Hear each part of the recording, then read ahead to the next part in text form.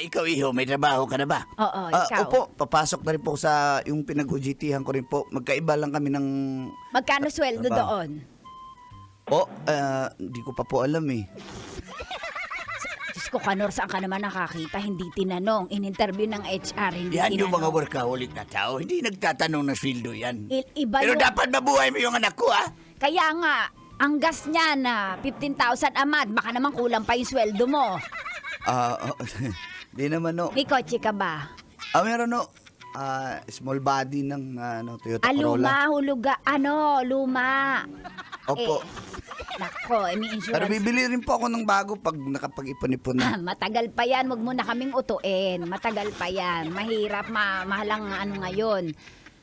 Mama, Papa, tama ng pag-interview. Magsisikap naman po yan. Kakagraduate lang namin. Ang dami nyo ng Sige. tanong-tanong. Kain na Syempre, tayo, kain na tayo. Ha?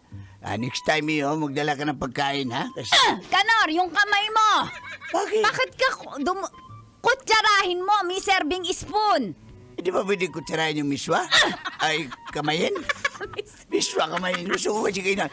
Bilagan, aray ko, aray ko. Sabing mayamang ka pero napaka mo, wala ka manners. Ayaw, cool. Bata pa ko, cool.